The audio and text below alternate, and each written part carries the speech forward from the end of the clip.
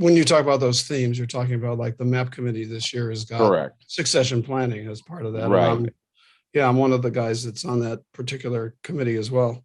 Um, and so you have these different themes. It's not as obvious, when I read the magazine, it isn't so obvious that it's overwhelmingly themed because it's so blended. When you read the Right. magazine, it's very blended with different things. It's like a card game. I'm not trying to marginalize it, but it's like there's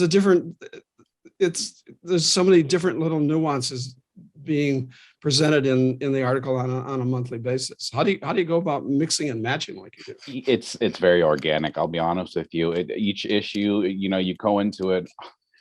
Right now, let's say right now I'm up to planning the May issue. May issue is technically a tech issue. I'll be looking for a tech linchpin article, someone to do something on tech. But as I get closer to it, that might change. Different content might slip into it.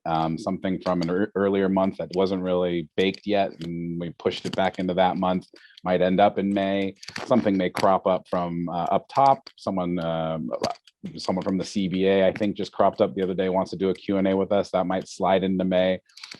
So it starts with that backbone, but it grows very organically from there. And who knows, as I get closer, what might, and all my authors are volunteer too. So it's someone might just not have the time to give me that article that they plan on giving me. And so there goes that tech article I had planned 4 months ago. And now I got to do something else. And maybe it's me doing something, or, someone else internally, or maybe there's a YEP issue. So it's very organic. And as I said, as we get closer to an issue, things could have radically changed from what I had planned on, but that's just how the cookie crumbles. I want to invest a little more time on the themes because Okay.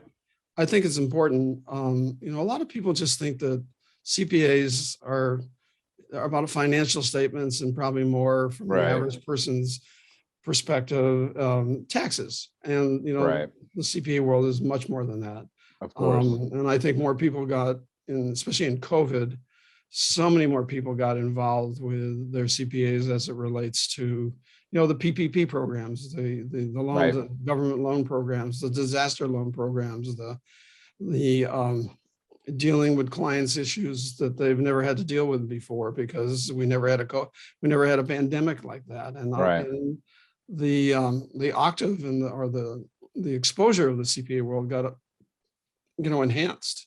But just talking about, are there other aspects of the CPA world that you have to touch on, maybe in the investment area, the forensic guys? And these are all things that the average person or business doesn't think about. Right. No, we do. And we have a forensic services committee. We have, the personal financial planning committee that deals heavily in investing. It's tough. You guys do a lot. And on top of that, you're business owners. You're running a business. You're managing employees. There's a lot of soft skills involved there as well. You're being mentors. Your recruiting and retention is a huge thing. You're doing all that on your own as well. The list goes on and on and on. And it's tough. It's tough because it's really hard to service members that's bucket is so big. But we kind of just take it piece by piece. As you say, the themes is a big way to start. We kind of, the state committees were built not to totally characterize and define what a CPA is, but those were the big sections of being a CPA that we had, and that's kind of where we start, and it trickles down from there. I do think that we like the soft skill side of things. Like the new year, I really like to do soft skill. How do you guys maintain mental well-being during tax season? That's some of the stuff that I wouldn't get from any of the committees, but there are CPAs among your ranks that do specialize in that sort of thing. How do you make sure that you're taking time for yourself? What sort of leisure things do you want to do? Stuff like that.